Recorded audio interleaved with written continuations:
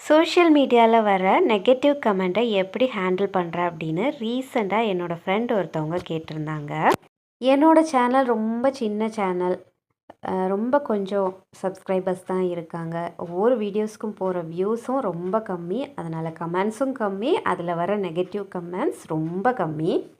நான் இதை சிம்பிளாக ஹேண்டில் பண்ணிடுவேன். ஜஸ்ட்டு அந்த கமெண்டை டெலீட் பண்ணிவிட்டு அந்த அக்கௌண்ட்டை பிளாக் பண்ணிடுவேன்.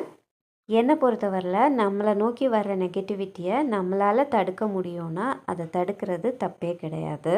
சோஷியல் மீடியாவில் நெகட்டிவ் கமெண்ட் போடுறவங்களுக்கு நான் என்ன சொல்லுவேன் அப்படின்னா, எல்லாருக்கும் எல்லாரையும் பிடிக்கணும் அப்படிங்கிற அவசியம் கிடையாது. உங்களுக்கு ஒரு கண்டென்ட் பிடிக்கலை அப்படின்னா கட்டாயமாக அந்த வீடியோவை பார்த்தே ஆகணும் அப்படிங்கிறது கிடையாது. அதே மாதிரி அந்த யூடியூப் சேனலை நீங்கள் சப்ஸ்கிரைப் பண்ணியே ஆகணும் அப்படிங்கிற கட்டாயமும் கிடையாது. இது எல்லாமே உங்கள் கையில் தான் இருக்குது. அதையும் மீறி அந்த பர்டிகுலர் கண்டென்ட்டை யூடியூப் உங்களுக்கு ரெக்கமெண்ட் பண்ணிகிட்டே இருக்குது அப்படின்னா, நீங்கள் யூடியூப்பில் ஒரு ஆப்ஷன் இருக்குது, டோன்ட் ரெக்கமெண்ட் திஸ் சேனல்.